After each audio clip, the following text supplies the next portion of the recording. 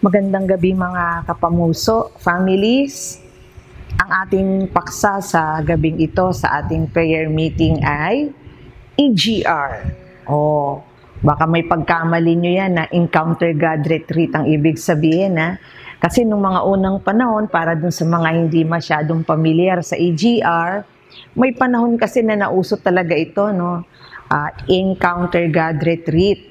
Ito yung ang mga kabataan mostly, kung di ako nagkakamali, meron silang retreat, no? Special touch sa Lord yung nararanasan nila. Nauso yan ng mga kapanahunan namin, lalo na nung nasa GFA pa ako.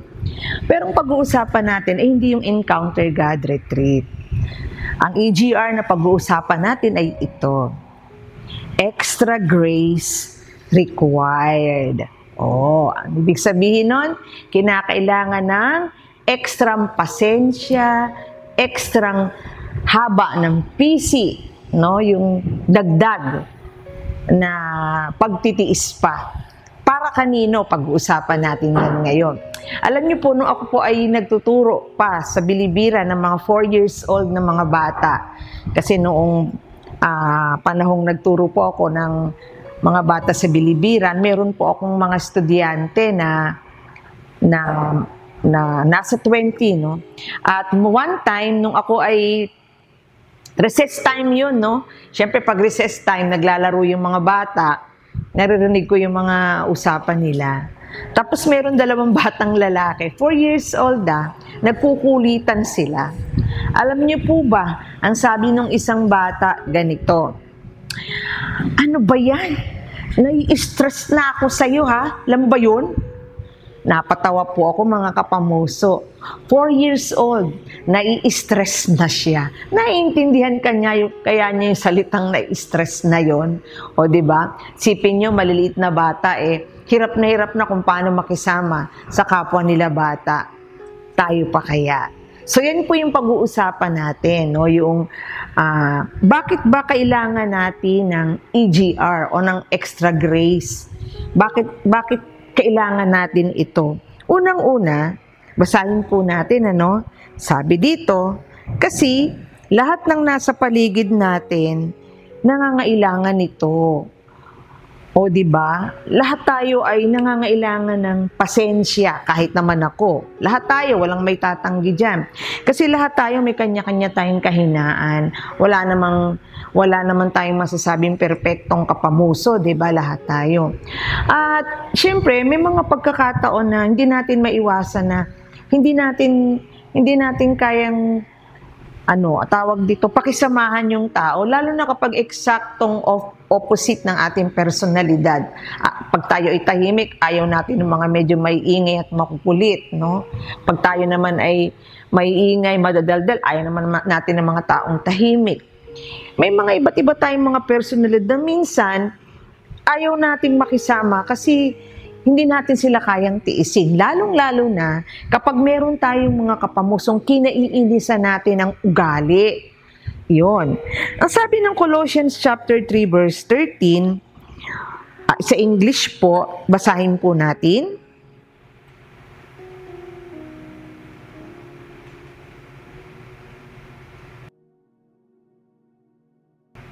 Ayan. Malinaw po na sinasabi nung unang phrase, no? Bear with each other. Bear. Tiisin. Tiisin nyo ang bawat isa, kayanin yung dalhin ang isa't isa. Kasi pinapaalala sa atin ng Panginoon, di ba tayo ay napagtiisan ni Lord? Di ba? Dinala ng Lord yung mga kahinaan natin.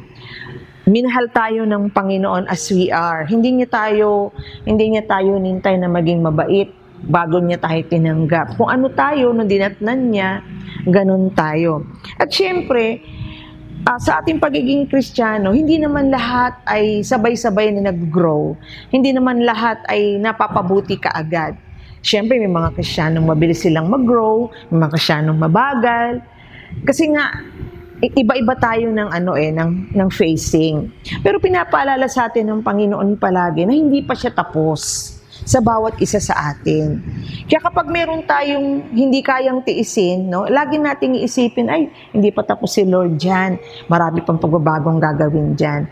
Kaya pag medyo naiinis ka na at hindi mo na siyang tiisin, siguro maganda ito ang maging maganda nating panuntunan sa sarili natin. Ito ay natutunan ko sa co-teacher ko sa GFA, no.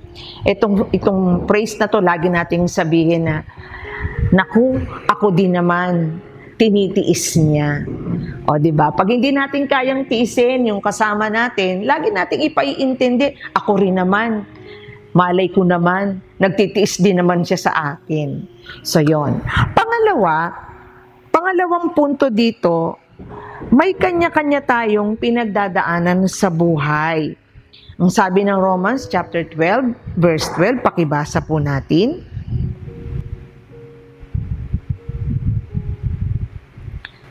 Sabi dito, no, English ulit, be joyful in hope, no? Patient in affliction, faithful in prayer. Kasi lahat tayo, may pinagdadaanan tayo sa buhay. May mga pagsubok tayong pinagdadaanan sa buhay. Kaya nga sabi ng verse, 'di ba? Huwag tayong magsasawang umasa, magtiis sa mga pinagdadaanan natin. Huwag tayong titigil sa panalangin. Sa ating personal na aplikasyon, huwag agad tayong hahatol. Kasi anong malay mo? Kaya yan nagsisigaw dyan at nagalit ka kasi nainis ka, nagsisigaw yan. Anong malay natin na bago siya nagsisigaw dyan, merong nangyari sa bahay nila na naging dahilan ng kanyang pagkagalit. Anong malay mo bakit kaya siya umabsent ng ilang mga linggo? Ay dahil may pinagdaan na siyang karamdaman o may pinagdaan ng mabigat ang pamilya nila. Anong malay ninyo kung bakit itong kasama nating ito ay ang kulit? Ano siya, yung papansin, palaging matigas ang ulo. Hindi natin alam, baka mamaya yun din yung upbringing nila sa bahay. May mga problema sila sa buhay. At siguro, hindi rin natin pwedeng hatulan kaagad yung tao na ang sama ng ugali sa tingin natin. Kasi malay naman natin, di ba, na iba yung kanilang kalakaran sa bahay nila. O may problema sa trabaho, may problema sa bahay. So in other words, hindi tayo dapat humatol sa isa't isa kaagad. Kasi baka may pinagdadaanan yan. So kinakailangan ng extra grace, kailangan ng extra pasensya at pagtitiis. At syempre, bago natin hatulan yung tao, bago tayo mainis, alamin muna natin yung background. Bakit siya ganon? Pangatlo, sa puntong ito ng una, ito magandang bagay na maisip natin. Ang Diyos mismo, laging may extra grace sa atin. O diba? Nakakatuwa, diba? Basahin natin yung verse. Sabing ganon,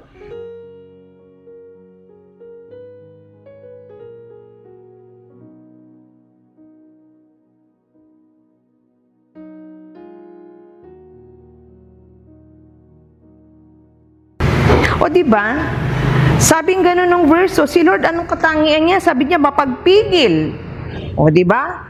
Mapagpigil, mapagpaumanhin. Bakit? Kasi diba, sabi dito, kasi binibigyan ka niya ng pagkakataong magsisi at magbagong buhay. Akalain ninyo, napakalawak ng pasensya sa atin ng Lord. Hinihintay niya tayong magkaroon ng pagbabago sa sarili natin. Kung ang Diyos na tinitiis tayo, pinagpapaumanhinan, no?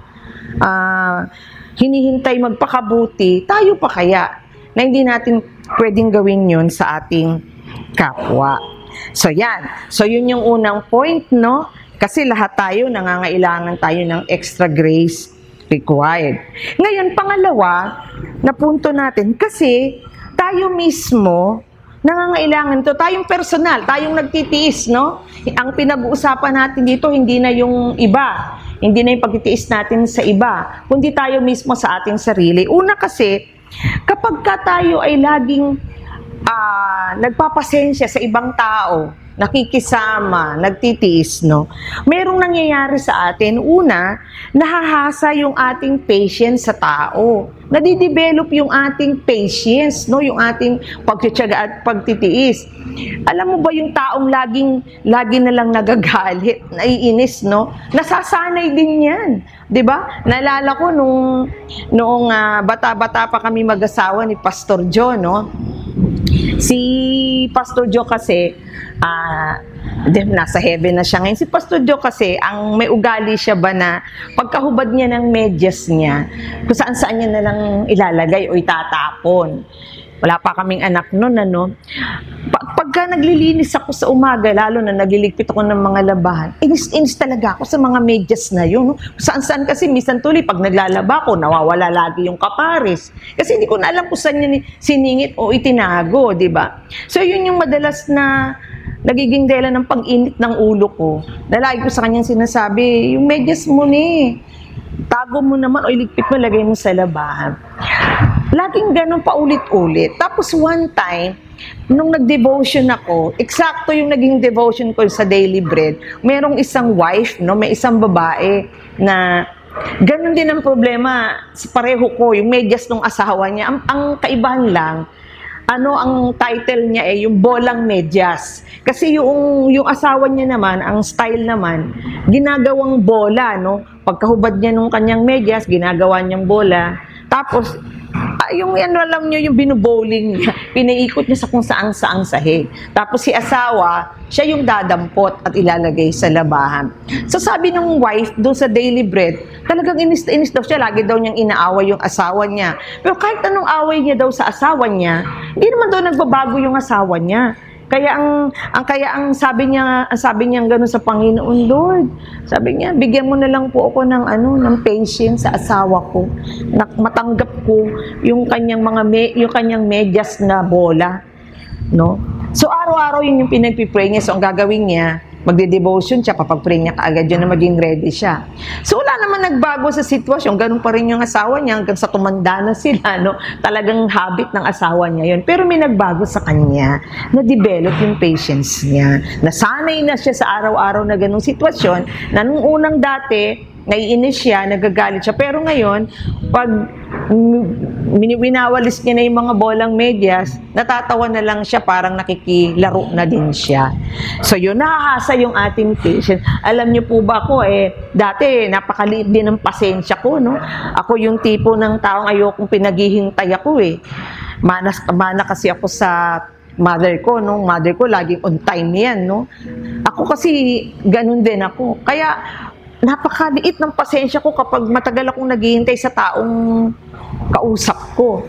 Pero nasanay po ako, no? Kasi yung si Pastor Jolo, nung panahon nagde-date kami, palaging late. Alam niyo po bang nasanay ako ng kahihintay na ang ginawa ko na lang sa halip na mainis ako, may ginagawa ako habang naghihintay ako. Pero hindi ko namamalayan, unti-unti. Dahil nasasanay ka na nakakasanay yung patience mo. Kaya hanggang ngayon, no?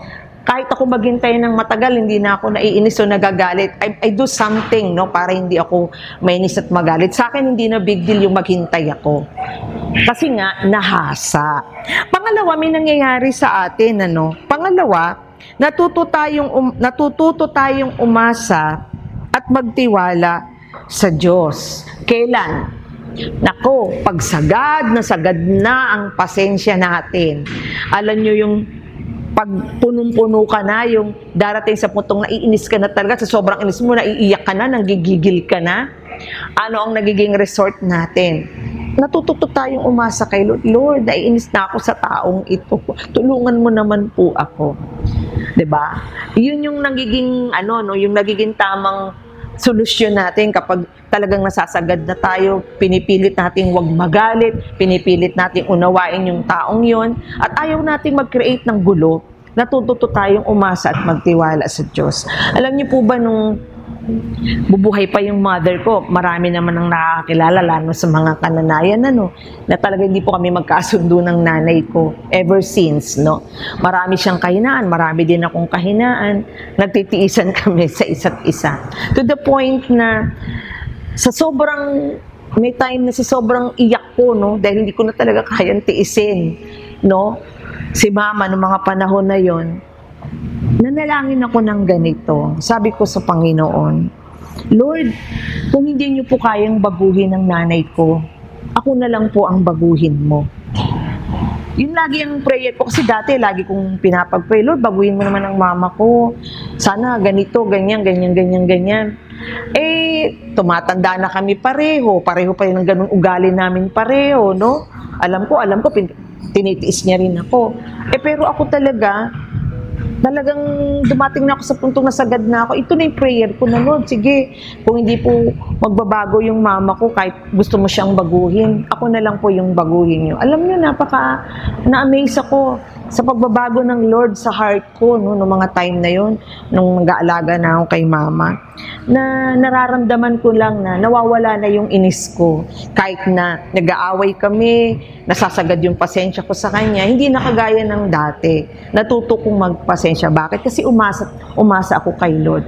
Ang Lord lang ang pwedeng magbago ng damdamin natin. Hindi natin kayang kontrolin ang sarili natin sa sarili lang natin. Kinakailangan nating umasa at magtiwala sa Diyos. Pangatlo, na nangyayari sa atin mismo, tumatatag yung ating karakter. Yung bang nagmamature na tayo, yung unti-unti gumaganda yung ugali natin. Yung bang no wonder, generally speaking, no, yung mga natututong maging mapagpasensyang tayo, yung mga pasensyosong tao, yun yung talagang nagkakaroon ng maraming kaibigan. Kaya anong nangyayari pang-apat? Nagiging blessing din tayo sa iba.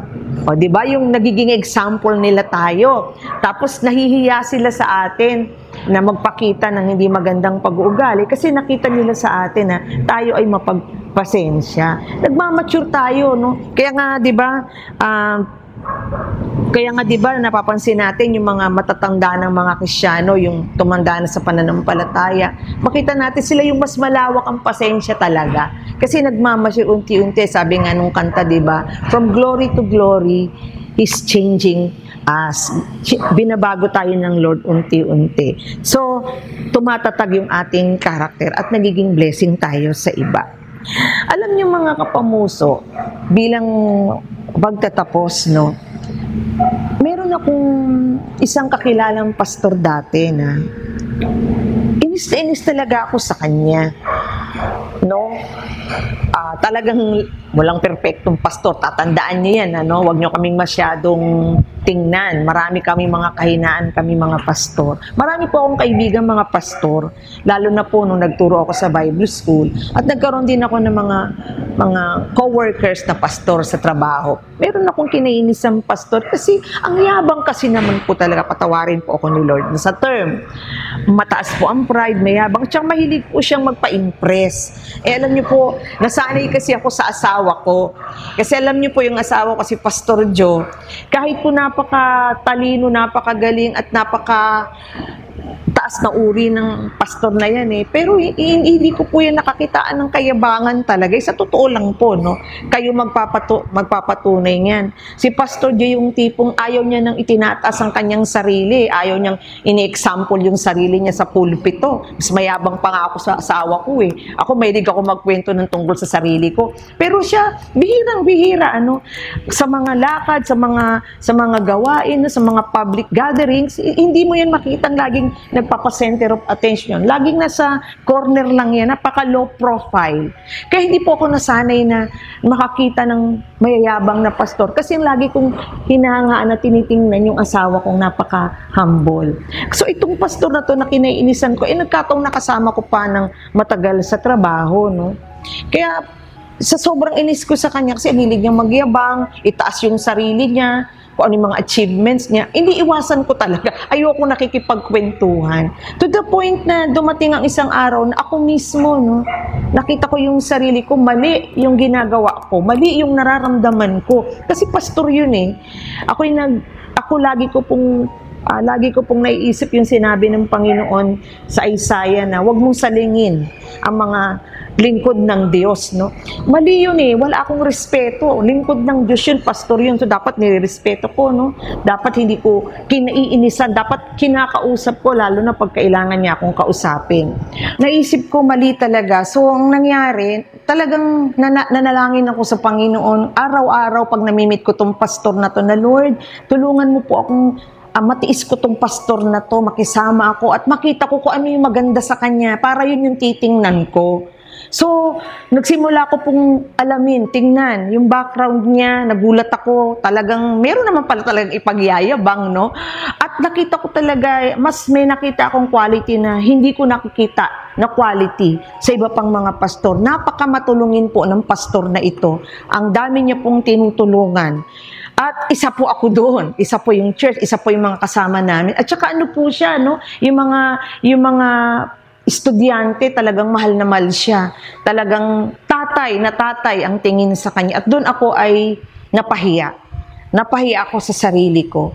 Kaya naghumingi ako ng tawad sa Panginoon at hiniling ko na maging maganda yung aking pakikitungo sa kanya. Alam niyo ba, sa totoo lang, itong pastor na kinaiinisan ko dati, ay naging talagang malapit na kaibigan, no? Talagang naging very, very close kami ng pastor na to. At kapag mayroong mga iba na pumupuna sa kanya, doon sa kinainisan ko dating ugali, lagi kong sinasabi sa kanila, naku, hindi nyo kilala yan. Napakabait na pastor na yan, napakaraming natutulungan niya. Pinagmamalaki ko siya palagi, no? Doon sa mga tao, nakaka-misinterpret sa kanya. Nagbago yung attitude ko kasi nakita ko yung totoong siya, yung kanyang totoong pagkatao. Kaya salamat sa Panginoon kasi kapag tinutulungan tayo ng Panginoon, kapag tinutulungan natin ang sarili natin, magkakaroon tayo ng extra grace, no? Tayo mismo bibiyaan tayo ng Panginoon ng extra grace para matutunan din nating maglagay ng extra grace sa ibang tao. Huling-huling verse po, gusto ko pong basahin, sabay-sabay po tayo. Sabi po dito sa Proverbs chapter 19 verse 11, a man's wisdom gives him patience. It is to his glory to overlook an offense. Magandang bagay, tandaan po natin, no, na isang karangalan, isang kaluwalhatian sa isang tao na binalalampas niya na lang yung mga pagkukulang ng iba. At ang sabi dito, dahil siya ay matalino, meron siyang patience. Ang matalinong tao, kaya niyang mag-adjust kahit kaninong tao, ano man ang ugali nito. At sabing ganon, kapag kaya niyang palagpasin na lang yung ugali ng mga taong kinaiinisan natin, no? Nagre-reflect yung glory ng Lord sa Kanya. Tayo po ay manalangin. Salamat pa, Panginoon. Pinagpapasalamat namin sa iyo ang mga taong dinadala mo sa buhay namin araw-araw, sa mga taong inilapit mo sa aming mga puso. Salamat po sa Kapamuso families. Salamat, Panginoon, dahil kahit marami kami at iba-iba ang aming mga pag-uugali, may kanya-kanya kami mga kahinaan, meron kami kanya-kanyang mga pagkukulang, nagpapasalamat kami kasi lagi kang may extra grace sa amin. Napakamabiyaya niyo po. Lagi niyo po kaming pinagpapasensyahan, pinapatawad, at hinihintay, Panginoon, ang aming pagbabago. Sana, Panginoon, yung katangian mong iyon, maipakita din namin sa iba. Tulungan mo po kami, Panginoon, na magkaroon din po kami ng extra grace, Panginoon, sa aming sarili para matutunan po namin, Panginoon, na maging mapagpasensya, maging adjustable sa ibang tao. Matutunan naming mahalin, Panginoon, ang lahat ng mga kasama po namin, Panginoon, at matutunan po naming tanggapin sila gaya ng pagtanggap mo sa amin. Salamat po, Panginoong Hesus. Ito po ang aming dalangin sa pangalan ni Hesus. Amen.